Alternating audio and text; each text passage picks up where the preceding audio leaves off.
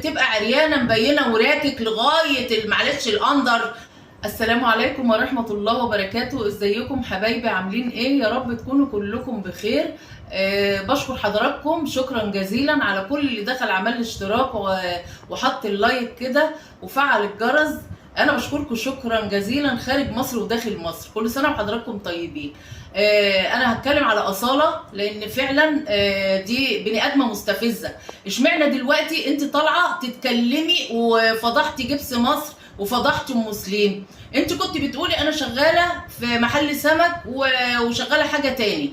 طيب انت ما كانش مثلا مرتبهم يكفيكي؟ هنقول انت طمعتي ومسلم كانت صاحبتك وحكيت ان هي صاحبتك وكانت بتجيب لك الهدوم وبتاع، وكنت دلوقتي انت طالعه بتقولي انا ابو الولاد مش هيوريني الولاد. انت كنت فين من الاول؟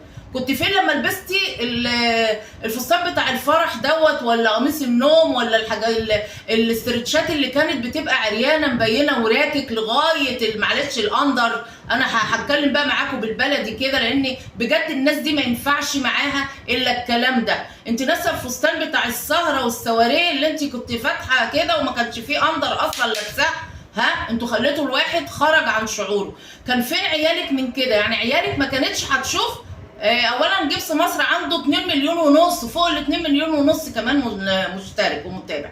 انت ما كنتش خايفه حد من ولادك يشوف منظرك كده؟ حد من اصحاب ولادك يشوفوا المنظر بتاعك القذر ده؟ اسمحي لي ان انا اقول لك كده لانك انت وافقتي ان انت تبيعي لحمك بالرخيص.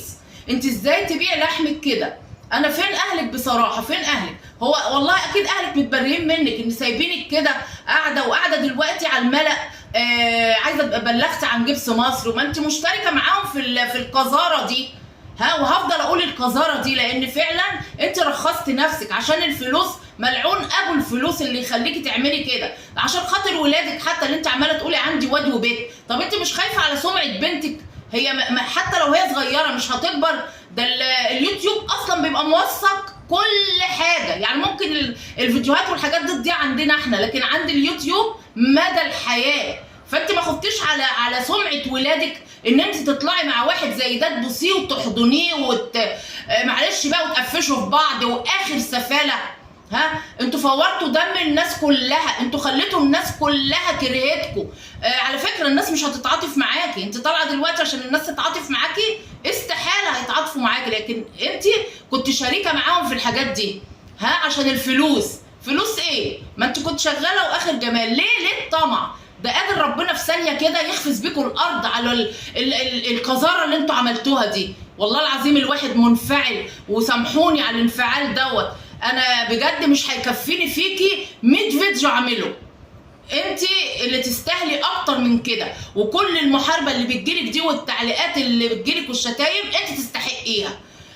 مش هطول على حضراتكم. معلش كل سنه وحضراتكم طيبين. والسلام عليكم ورحمه الله وبركاته. ما تنسوش اللايك والاشتراك وتفعلوا زر الجرس عشان يوصل لكم مني كل جديد. وباي باي باي باي.